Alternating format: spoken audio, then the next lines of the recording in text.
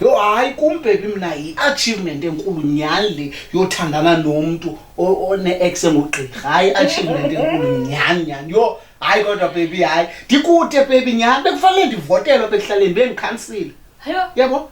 Hayi bonke abantu balapha amatheri wabo okanye abafazi babo i-ex zabo azingogqirha. So wena ufuna uvotela uba ube ngikhansila kuba i-ex yami ngugqirha. Ya i-ex yomuntu wami. So ihlangana phi dibana phi ubukhansila ne-ex? Kaloku baby jonga i-ex yakho lingugqirha wena ngumuntu wami. So iyafana ngathi nami uyi-ex yami. Yabo? Iyafana ngathi i-ex yami.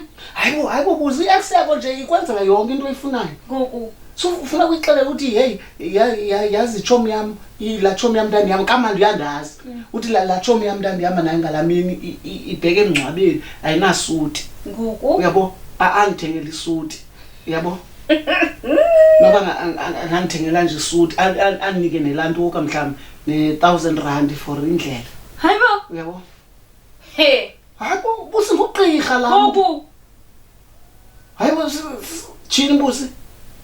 So wena kuba engugqirha wena ke ngoku umnte cause kundlela yakho yokumnta mosile. Hayibo kaloku busi i-ex yakho leya So ungumuntu wami wena. Ngoku Makanganiki wena imali wedwa kaloku. Njani kanti?